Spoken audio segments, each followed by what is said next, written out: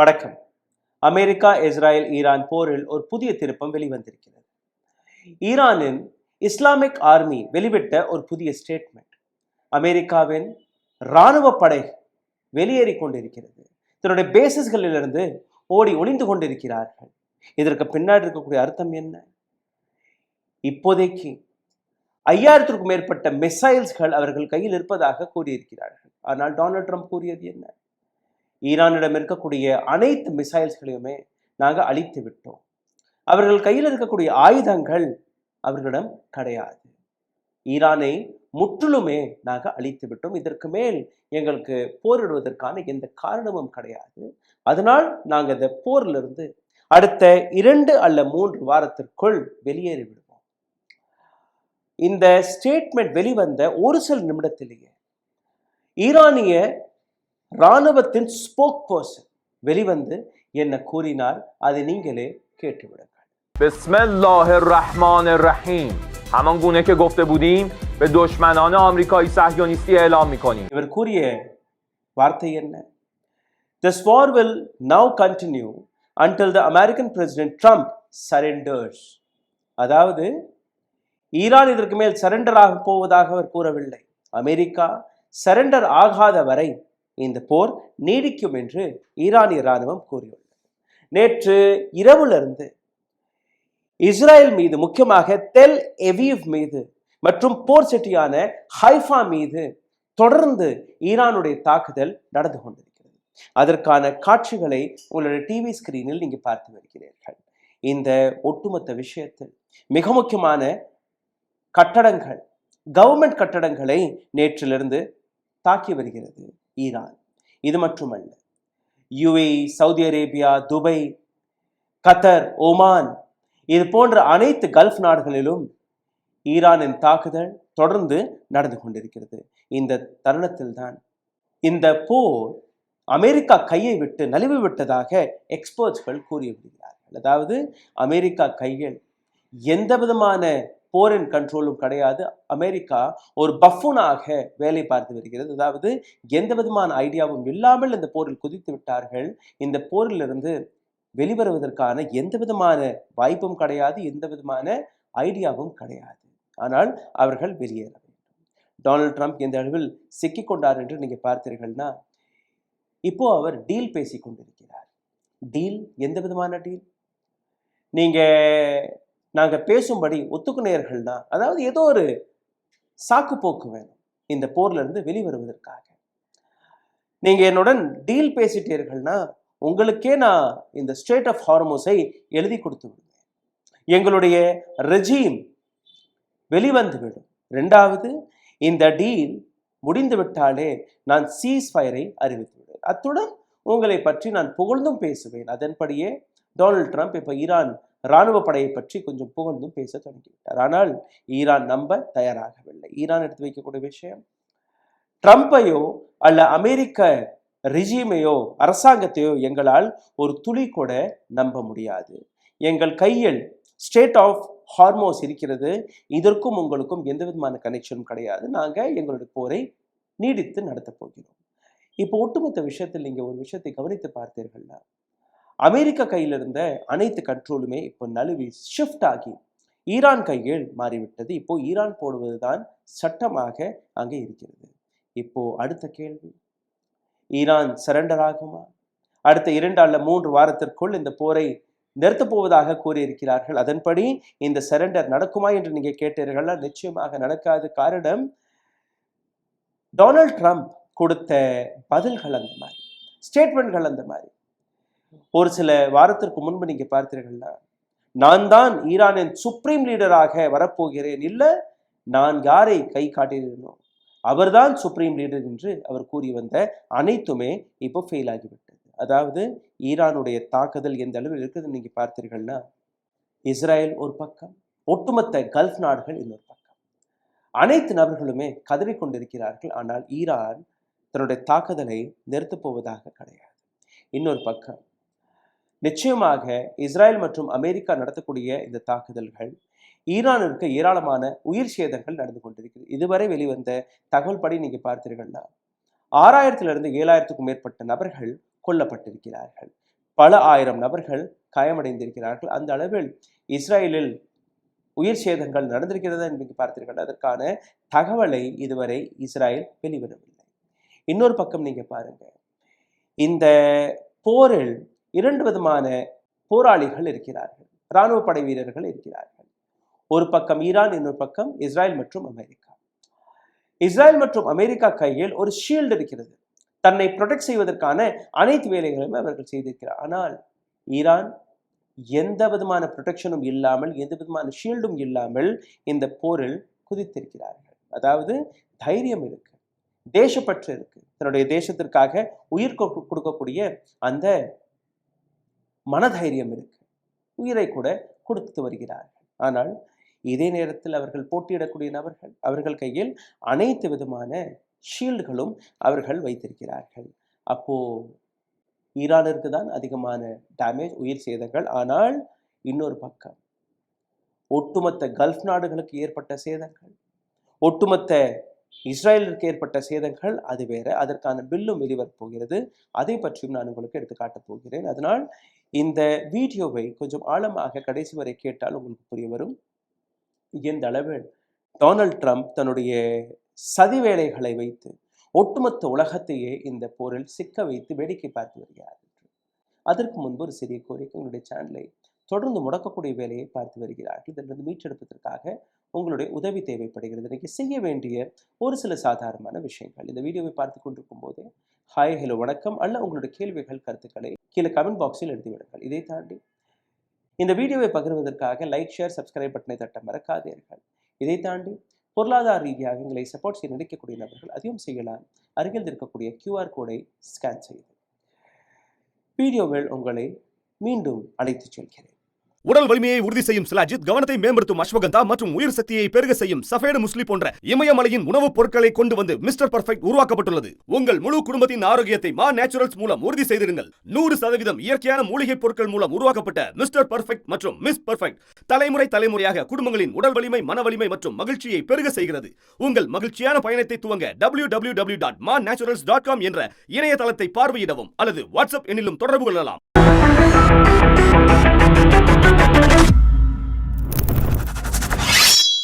இந்த போர் போகக்கூடிய அந்த வேகத்தை பார்த்து டொனால்ட் ட்ரம்ப் எந்த அளவில் மிரட்ட பார்த்தாரோ, எந்த அளவில் உருட்ட பார்த்தாரோ, அதற்கு ஒவ்வொரு முறையும் பதிலடி தாக்குதல்களை ஈரான் கொடுத்து வருகிறது.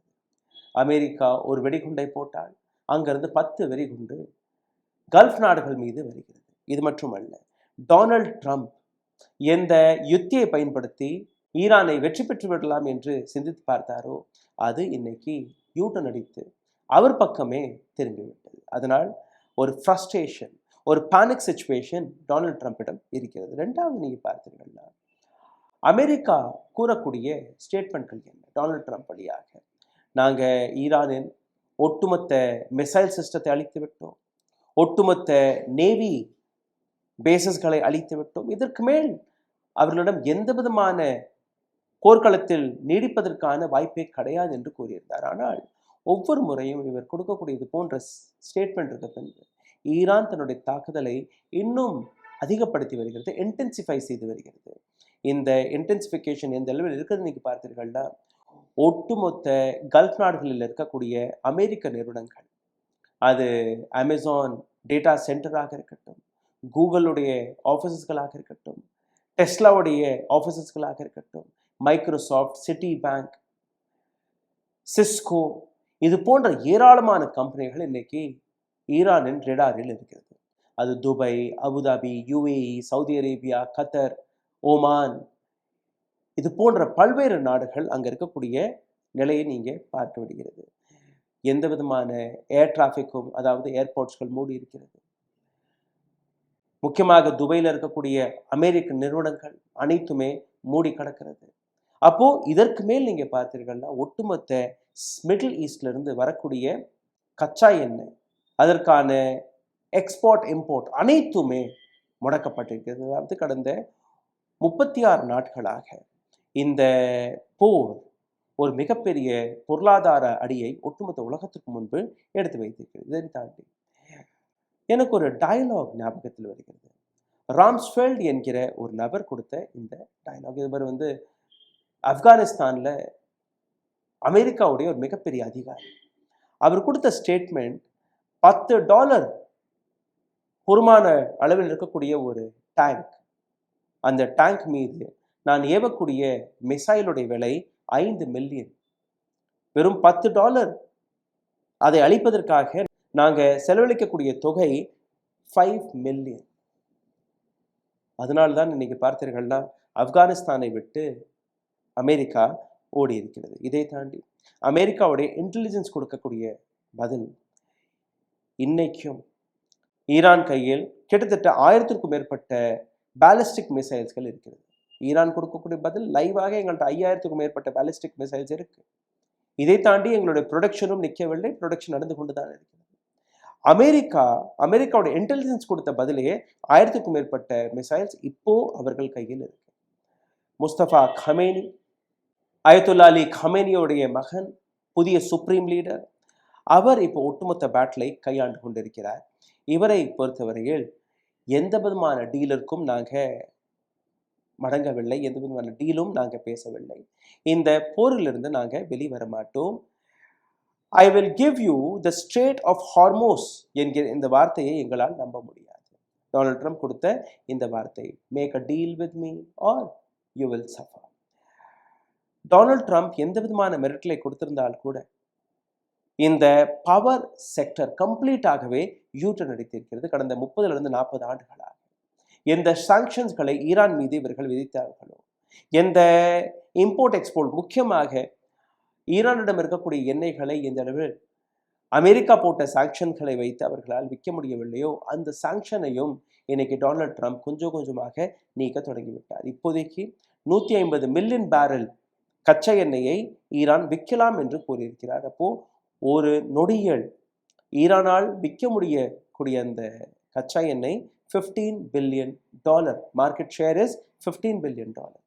கடந்த 30-40 ஆண்டுகளாக எந்த பொருளாதார அடியை அமெரிக்கா கொடுத்து வந்தது, அதிலிருந்தும் அவர்கள் மீண்டு வந்து விட்டார்கள். இன்டர்நேஷனல் லா படி கண்ட்ரோல் ஆஃப் ஹார்மோஸை நீங்கள் பார்த்தீர்கள்னா இது ஒரு ஃபேக்டோ ஓனர்ஷிப்பாக இருந்தது. அதாவது எந்த நாட்டுடைய ஒரு மிகப்பெரிய அதிகாரம் இங்கே கிடையாது, ஒரு இன்டர்நேஷ்னல் வழி என்று நீங்கள் பார்க்கலாம். ஆனால் இந்த போர் தொடங்கியதிலிருந்து ஈரான் அந்த இடத்தை கைப்பற்றி, ஏற்கனவே அவர்கள் கையில் தான் இருந்தது, ஆனால் அன்அஃபிஷியலாக இருந்தது. இன்னைக்கு ஈரான் இதை எழுதி கொடுத்தால்தான் நான் இந்த இடத்தை விட்டு வெளியேறுவேன் என்று கூறிவிட்டார். அப்போ எந்த இடத்தை ஒட்டுமொத்த உலகமே பயன்படுத்தி வந்ததோ அந்த இடத்தை, அந்த ரூட்டை இன்னைக்கு ஈரான் தன்னுடைய அதிகார பூமியாக எடுத்து வைத்து விட்டது. அதாவது இது எங்களுடைய எல்லை, இதில் நாங்கள் யாரையுமே வெளிவிட மாட்டோம், எங்களுக்கு கப்பத்தை கட்டுங்கள், நாங்கள் சொல்லும்படி நீங்கள் எங்களுக்கு வரியை கட்டுங்கள், டாக்ஸ் கட்டுங்கள், அதுக்கப்புறம் நீங்கள் எடுத்துகிட்டு போகலாம், இல்லை you just see some other route. இந்தியாவை பொறுத்தவரையில், பாகிஸ்தானை பொறுத்தவரையில் இந்த வழியிலிருந்து வரக்கூடிய கச்சா எண்ணெய் கிட்டத்தட்ட 60-70%. ஐரோப்பிய நாடுகளுக்கு போகக்கூடிய கச்சா எண்ணெய் இந்த வழியிலிருந்து கிட்டத்தட்ட 20%. சிந்தித்து பாருங்கள் எவ்வளோ இம்பார்ட்டண்ட்டான ரூல் என்று, இந்த ரூட் என்று. மிக முக்கியமாக ஜிசிசி நாடுகளை நீங்கள் பார்த்தீர்கள்னா இன்னைக்கு அவர்கள் இன்னொரு சிக்கலில் சிக்கிவிட்டார்கள். அதாவது இந்த ஒட்டுமொத்த போரை ஒரு டயலாக் வழியாக தான் நிறுத்த முடியும் என்பது அனைத்து நபர்களுக்கும் புரிந்துவிட்டது. அதற்காக தான் இஸ்லாமாபாத்தில் நேற்றிலிருந்து ஒரு பேச்சுவார்த்தை நடந்து கொண்டிருக்கிறது. காரணம், கல்ஃப் நாடுகள் இப்போ ஈரானை பார்த்து பயந்து போயிருக்கிறார்கள். ஒரு அடிபட்ட பாம்பு போன்று சீறி பாய்ந்து கொண்டு ஈரான் இருப்பதை அவர்கள் பார்த்து, முக்கியமாக சவுதி அரேபியா அல்ல UAE, துபாயோடைய நிலையை கொஞ்சம் பாருங்கள். ஒட்டுமொத்த உலகத்தில் இருக்கக்கூடிய பெரிய பெரிய கார்ப்பரேட்டுடைய ஹெட் ஆஃபீஸஸ், ஹெட் குவார்ட்டர்ஸ்கள் இங்கே தான் இருக்கிறது. அனைத்து இடங்கள்லையுமே இன்னைக்கு ஈரான் நடத்தக்கூடிய தாக்குதல், அதனால் எந்த விதமான பிஸ்னஸும் அங்கே நடக்கவில்லை. முஸ்தபா கமேனி இந்த போரை நான் தான் தடுத்து நிறுத்த முடியும் என்கிற ஒரு இடத்திற்கு வந்துவிட்டார். அதாவது போர் தொடங்கியது ஏதோ டொனால்ட் ட்ரம்ப் மற்றும் நேத்தன்யாகுவால் இருந்தால் கூட இப்போதைக்கு போரை நிறுத்தக்கூடிய அந்த பவர் முஸ்தபா கமேனி கையில் தான் இருக்கிறது. அதாவது ஈரானின் புதிய சுப்ரீம் லீடர். ஒரு சில நாட்களுக்கு முன்பு டொனால்ட் ட்ரம்ப் ஒரு 15 கண்டிஷன்களை கொண்ட ஒரு கடிதத்தை எழுதினார். ஆனால் அந்த கடிதம் வெளிவந்த ஒரு சில நாட்களிலேயே அலி லாரிசானி கொல்லப்பட்டிருக்கிறார். அவர் கொடுத்த 5 கண்டிஷன்ஸ்கள். என்ன கண்டிஷன்? முதல் condition, guarantee that they will no war on oil. அதாவது ஈரான் எங்க எப்ப எவ்வளவு வேணாலும் கச்சா எண்ணெய் விற்கலாம், வாங்கலாம். இந்த எண்ணெயை வைத்து எந்த விதமான போரும் நடக்கக்கூடாது. இரண்டாவது, இந்த போரை உடனுக்குடன் நிறுத்த வேண்டும். அமெரிக்கா தானே தொடங்கியது, நீங்கள் தான் நிறுத்த வேண்டும். மூன்றாவது, எங்க நாட்டுக்கு ஏற்பட்ட நஷ்டத்தை யார் செட்டில் செய்யணும்? அமெரிக்கா செட்டில் செய்யணும், இஸ்ரேல் செட்டில் செய்யணும். இதை தாண்டி ஸ்டேட் ஆஃப் ஹார்மோஸை ஒட்டுமொத்த உலகத்தை கூப்பிட்டு வைத்து எங்களுக்கு எழுதி கொடுக்கணும். இதில் பிரிட்டன் நாடு வரணும், ஜப்பான் வரணும், ரஷ்யா வரணும், சைனா வரணும். ஒட்டுமொத்த கல்ஃப் நாடுகள் இந்த கையெழுத்தை போட்டு கொடுக்க வேண்டும். ஈரானின் அம்பாசிடர் இந்த ஸ்டேட்மெண்ட்டை ரஷ்யா வழியாக உலகத்திற்கு முன்பு எடுத்து வைத்திருந்தார். இந்த 5 புள்ளிகள். இதை தாண்டி ஹெஸ்புல்லா மத்லப் ஹூதீஸ், ஈரானுடைய ப்ராக்சிஸ், இவர்கள் மீது நடக்கக்கூடிய தாக்குதலையும் நீங்க உடனடியாக தடுத்து நிறுத்தணும். இப்போ இந்த அளவில் இந்த கண்டிஷன்ஸ் இருந்தால் கூட எந்த விதமான சீஸ்ஃபயரும் இதுவரை நடக்கவில்லை. ஆனால் சீஸ்ஃபயருக்காக தான் அமெரிக்கா முயற்சி எடுத்துக் கொண்டிருக்கிறது. பிகாஸ் ஒவ்வொரு நாளும் அவர்களுக்கு ஏற்படக்கூடிய நஷ்டம் இந்த அளவில் 25 to 30 பில்லியன் டாக்ஸ்பேயர்களுடைய பணத்தை இஸ்ரேல் கேட்கும். அமெரிக்க டாக்ஸ்பேயருடைய பணத்தை, எங்கள் நாட்டில் ஏற்பட்ட சேதங்கள், அதை நீங்கள் தான் சரி கட்டி கொடுக்க வேண்டும். 25 பில்லியன் to 50 பில்லியன் இது ஈரான் கேட்டு வருகிறது. இந்த பணத்தை யார் கொடுக்க போறார்கள்? அமெரிக்காவும் ஒரு பில்லை அனுப்பும். யாருக்கு? அரபு நாடுகளுக்கு. ஏன்னா அரபு நாடுகளுக்கு பாதுகாப்பு என்கிற பேர்ல தான் இன்னைக்கு இத்தனை விஷயங்களும் நடந்ததாக ஒரு நாடகத்தை ஆடப்போகிறது அமெரிக்கா. அப்போ இந்த போர் நின்ற உடனேயே சவுதி அரேபியாவுடைய எம்பிஎஸ் அல்ல குவைத் நாட்டுடைய எம்பிசி, இது போன்ற அனைத்து நபர்களுமே தன்னுடைய சொத்துக்களை, தன்னுடைய பணத்தை கொடுக்கக்கூடிய கட்டாயம் ஏற்படுகிறது. ஈரானுக்கு ஏற்பட்ட நஷ்டம், இஸ்ரேலுக்கு ஏற்பட்ட நஷ்டம், அமெரிக்கா செலவழித்த தொகை, இதை தாண்டி கல்ஃப் நாடுகளில் நடந்த சேதாரம், அதுவும் அவர்கள்தான் கட்ட வேண்டும். யுஏஇ, சவுதி அரேபியா, துபாய், அனைத்து இடங்களிலுமே இந்த சிச்சுவேஷன் வரப்போகிறது. இதை தாண்டி இந்த ஒட்டுமொத்த விஷயத்தில் சிக்கி தவிக்கக்கூடிய நபர்கள் இப்போ யார்? பாகிஸ்தான், சைனா, டர்க்கி, ஈஜிப்ட் போன்ற நாடுகள் இன்னைக்கு பேச்சுவார்த்தைக்கு முன் வந்தால் கூட இந்த இடத்தில் சைனா, பாகிஸ்தான் மற்றும் டர்க்கியை தன் பக்கம் சாய்ப்பதற்காக அனைத்து வேலையுமே பார்த்து வருகிறார்கள். இதற்கான காரணம், எக்கனாமிக் ரீதியாக சைனா ஒரு எதிரி தன் தலையிலேயே மண்ணை கொட்டி கொண்டிருக்கும் போது அந்த எதிரியை தடுத்து நிறுத்தக்கூடாது. அதாவது அமெரிக்கா தன்னுடைய அழிவை தானாகவே தேடிக்கொண்டிருக்கிறது. இன்னைக்கு ஒட்டுமொத்த அரபு நாடுகளுடைய நிலை என்ன? ஈரானை அழித்து விட்டார்கள், இந்த பக்கம் ஈஜிப்டை அழித்து விட்டார்கள், அந்த புறம் வெஸ்ட் பேங்க், இந்த பக்கம் காசா, இது போன்ற அனைத்து லெபனான்ல தாக்குதல் நடந்து கொண்டிருக்கிறது. அப்போ மீதம் இருக்கக்கூடிய டர்க்கி மற்றும் பாகிஸ்தான், இவர்கள் மீதும் அமெரிக்காவுடைய பார்வை அடுத்ததாக இருக்க போகிறது என்று அவர்கள் கூறி வருகிறார்கள். முக்கியமாக ஈஜிப்ட் நாடு லெபனான் மீது நடக்கக்கூடிய இந்த தாக்குதலுக்கு பின்பு எங்கள் மீது தான் இந்த தாக்குதல் மாறப்போகிறது என்று கூறுகிறார்கள். இன்னொரு பக்கம் இந்த போரில் அமெரிக்காவிற்கு அடுத்தபடியாக, அதாவது அமெரிக்காவுடைய நெகோசியேஷன் நடந்து கொண்டிருக்கிறது, ஒரு எக்ஸிட் பிளானை இவர்கள் பார்த்து வருகிறார்கள். ஆனால் சவுதி அரேபியாவிற்கு ஒரு மிகப்பெரிய தாக்குதல் இந்த இடத்தில் நடந்திருக்கிறது. மேப்பை நீங்க பாருங்கள். ஒரு பக்கம் யெமன் இருக்கு, யெமன்ல ரெட் சி, இன்னொரு பக்கம் ஸ்டேட் ஆஃப் ஹார்மோஸ். இந்த 2 வழிகள் தான் சவுதி அரேபியாவுக்கு இருக்கிறது. அதாவது அவர்களுடைய எண்ணெயை வெளிக்கொண்டு வருவதற்காக இருக்கக்கூடிய 2 வழி.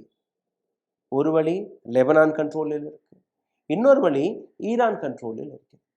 இந்த மேப்பை நீங்க ஆழமாக பார்த்தீர்கள் உங்களுக்கு புரிய வரும். இந்த போருக்கு பின்பு எந்த அளவில் சவுதி அரேபியா மீது ஒரு மிக பெரிய அழுத்தம் வரப்போகிறது. அதாவது ஒரு பக்கம் லெபனான் ஹூதீஸ் அண்ட் ஹெஸ்புல்லாவை சார்ந்த நபர்கள் ஒரு சின்ன மிசைல் எடுத்துட்டு உட்காந்துருவாங்க. இங்கேருந்து போகணும்னா வரி செலுத்து, இல்லைன்னா உன்னுடைய எண்ணெய் டேங்கை நாங்கள் அடித்து விடுவோம். அந்த புறம் ஈரான் அதே மாதிரியான ஒரு சின்ன மிசைல் எடுத்துட்டு உட்காந்துட்டா போதும். பெரிய மிசைல் எல்லாம் தேவையில்லை, சின்ன சின்ன மிசைல்ஸ்கள் போதும். அப்போ அங்க நீங்க கப்பம் கட்டவில்லை என்றால், அங்க நீங்க டாக்ஸ் கட்டவில்லை என்றால் அங்க இருந்தும் நீங்க வெளியே வர முடியாது. அப்போ சிக்கிய நபர் யார்? Saudi Arabia. Now Saudi Arabia அல்ல கல்ஃப் நாடுகள் இதைத்தான் அமெரிக்காவிற்கு முன்பெடுத்து வைக்கிறார்கள். அப்படி இந்த போர்ல இருந்து நீங்க வெளியேறிட்டீர்கள், ஸ்டேட் ஆஃப் ஹார்மோஸை நீங்க விடுவிக்கவில்லை என்றால் இதற்கான அழுத்தம், இதற்கான அனைத்து நஷ்டமுமே எங்கள் மீது தான் வரும். அமெரிக்கா அதையெல்லாம் பொருட்படுத்தவில்லை. உங்களுடைய பிரச்சனை நீங்களே தீர்த்து கொள்ளுங்கள் என்று நான் இன்னும் 2 வாரத்திற்குள் நான் இங்கிருந்து வெளியேறேன். நீங்க சொன்னீங்கன்னா மீதம் இருக்கக்கூடிய ஒரு சில மிசைல் மற்ற இடங்களை நான் காலி பண்ணிட்டு போவேன். பட் இந்த போரில் என்னால் நிற்க முடியாது. இந்தியாவிற்கு வரக்கூடிய கச்சா எண்ணெய் கிட்டத்தட்ட 70% 80% இந்த ரூட்ல இருந்து. இதற்கு பின்பு சைனா ஏற்கனவே அவர்களுக்கு அனைத்து கச்சா எண்ணெயுமே வந்து கொண்டுதான் இருக்கிறது. ஆனால் India, Pakistan, Bangladesh, Sri Lanka, south Korea, Japan போன்ற நாடுகள் அவர்களுக்கு எந்த விதமான பாதுகாப்பு? இதற்கு மேல் இது போன்ற அனைத்து நாடுகளுமே அமெரிக்கா பக்கம் நிற்பதா அல்ல ஈரான் ரஷ்யா பக்கம் நிற்பதா என்று அவர்கள் சிந்திக்க வேண்டும். இந்த அனைத்திற்கான காரணம் டொனால்ட் ட்ரம்ப் கொடுத்த இன்னொரு ஸ்டேட்மெண்ட். அதாவது 5000க்கும் மேற்பட்ட இராணுவ படையை நான் ஈரானில் இறக்கப் போகிறேன் என்று. ஆனால் உண்மை என்ன? ஸ்ட்ரெய்ட் ஆஃப் ஹார்மோஸ் ஈரானில் இருந்து கிட்டத்தட்ட 3000 கிலோமீட்டர் தொலைவில் தான் அவர்களுடைய போர்க்கப்பல்கள் இருக்கிறது. எப்ராஹிம் லிங்கனாக இருக்கட்டும் அல்ல மற்ற பெரிய பெரிய ஏர்கிராஃப்ட் கேரியர்ஸ்களாக இருக்கட்டும். ஒரு ஏர்கிராஃப்ட் கேரியரில் 5000க்கும் மேற்பட்ட போர் வீரர்கள் இருப்பார்கள். 160க்கும் மேற்பட்ட ஏர்கிராஃப்ட்ஸ் இருக்கும். 30லிருந்து 40 அட்டாக் ஹெலிகாப்டர்ஸ்கள் இருக்கும். அதாவது அவர்கள் நினைத்தால் ஒரு நொடியில் அந்த ஸ்டேட் ஆஃப் ஹார்மோஸை கைப்பற்ற முடியுமானால் ஈரான் ஜஸ்ட் ஒரு மிசைல் பல $1 பில்லியன் தயார் செய்த அந்த போர்க்கப்பல்கள் அழிந்து போகும். அப்போ உண்மை என்ன? அமெரிக்கா பயந்து போயிருக்கிறது. அமெரிக்கா உண்மையிலேயே ஓடத் தொடங்கிவிட்டது. கடந்த 36 நாட்களில் ஈரான் காட்டிய தைரியம், ஈரான் நடத்திய அந்த ஸ்ட்ராட்டஜிக் டாக்டிக்ஸ், ஈரானுடைய எக்கனாமிக் பாலிசிஸ் அல்ல ஸ்டேட் ஆஃப் ஹார்மோஸை வைத்து எந்த அளவில் அவர்கள் இந்த போரை நடத்தியிருக்கிறார்கள் என்று இன்னைக்கு ஒட்டுமொத்த உலகமே பார்த்து வியந்து போயிருக்கிறது. அமெரிக்கா போன்ற ஒரு மிகப்பெரிய நாடு ஈரான் பொருளாதார ரீதியாகவோ டெக்னாலஜி ரீதியாகவோ அல்ல ஏர் டிஃபென்ஸ் சிஸ்டம் ரீதியாகவோ அவர்கள் அமெரிக்காவிற்கு அக்கம்பக்கம் கூட நெருங்க முடியும். ஆனால் தன்னுடைய எத்தனையோ டாப் லீடர்ஷிப்பை இழந்துவிட்ட பின்பு கூட இந்த போரை தொடர்ந்து நடத்தி வருகிறார்கள். எந்த விதமான நெகோசியேஷனும் அவர்கள் செய்யவில்லை. அமெரிக்கா சரண்டர் ஆகாத வரை இந்த போர் நீடிக்கும் என்று அவர்கள் கூறிவிட்டார்கள். பொறுத்திருந்து பார்க்கலாம், அடுத்த 2 வாரமோ அல்ல 3 வாரமோ. ஆனால் நிச்சயமாக இந்த போர் தடுத்து நிறுத்தப்பட வேண்டும். அடுத்த 2 வாரங்களுக்கு அல்ல இன்னைக்கே இந்த போர் தடுத்து நிறுத்தப்பட்டால் கூட ஏற்பட்ட சேதாரங்களை சரிபார்ப்பதற்காக குறைஞ்சபட்சம் 6 மாதங்கள், அதிகபட்சம் 10 வருடம் கூட பிடிக்கலாம். சிந்தித்து பாருங்கள், ஒரு போர் உலகத்தை எந்த அளவில் ஒழுக்கி இருக்கிறது என்று. நன்றி, வணக்கம். ஊடகம் கார்ப்பரேட் அரசியல்வாதிகளின் கைப்பாவையாக அடிமைகளாக இருந்தது போதும். இனி சாட்டை எடுத்து சுழற்றும் நேரம் வந்துவிட்டது. ஊடகம் பொதுமக்களாகிய உங்களுக்காக உங்களாலேயே இயக்கப்பட வேண்டும். ஊடக சுதந்திரத்திற்காக உங்களின் பங்களிப்பை இன்றே அளித்திடுங்கள்.